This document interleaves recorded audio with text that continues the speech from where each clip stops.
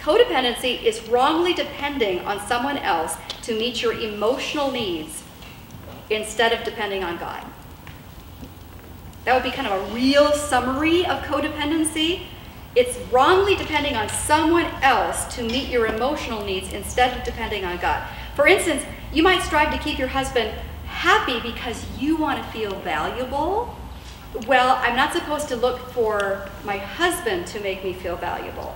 I'm valuable because I'm God's child, and he's my God, and he's the one I'm supposed to be pleasing, not putting all of my focus on my husband as the one that's meeting my emotional needs.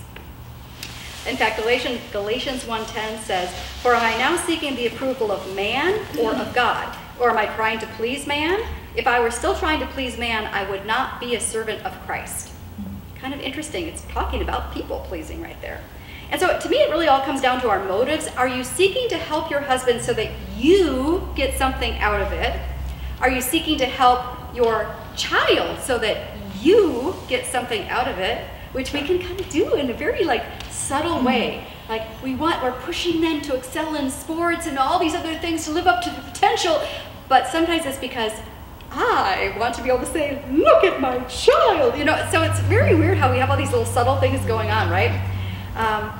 Or maybe you're even, here's another way of looking at it, are you helping your husband excessively because you fear his anger if you don't do everything exactly how he wants it?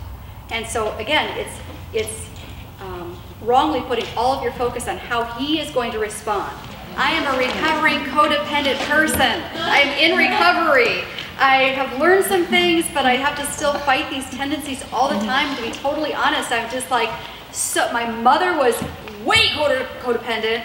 I had that as a role model, and I just default there if I'm not vigilant to try to catch myself, so I'm just keeping it real here. But I've learned some interesting things. If you are codependent, you're actually hurting the other person that you think you're helping. And this was huge for me when I finally got this point. So I'm just going to park on this point for a while so we all get it. You are actually hurting the person that you think you are helping. Let me tell you how. By helping them too much, you're teaching them to rely on you. And this keeps them from actually growing up and becoming mature. It stifles their growth. It keeps them stuck in immaturity. And that's not what God's plan is. God's plan is that they would grow up into maturity in Him, that we'd all become mature, right?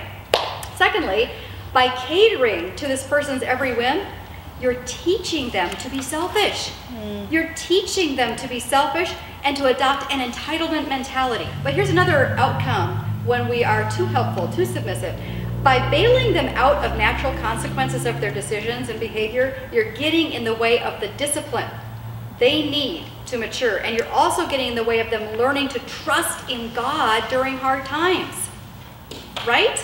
If you're always their savior, well, first of all, they're probably not even getting the discipline they need to learn that there are consequences for behavior, right? Because you're bailing them out, you're sparing them the consequences, and they're never going to learn to trust God because they don't need to rely on God. You're there to take care of everything, right? Yeah. Don't get in the way of the discipline that God might want them to experience. And also remember, we all need to come to a place of trusting God during our trials, right? We need to learn to trust in God. If someone is always running to our rescue, how will they ever learn to trust in God? Just a question. Okay, and then another thought here about how our codependency hurts other people. By walking on eggshells and refusing to confront disrespectful or destructive behavior, you are enabling that harmful behavior to continue and even escalate. Right? When you refuse to take action, to have boundaries, when you're so codependent that you just let this person mow you over or treat you poorly or whatever is going on, and you're always walking on eggshells, it's like, oh, I don't want to get them upset, so I'll just do whatever, You're enabling that destructive behavior to continue and probably to get worse, to escalate.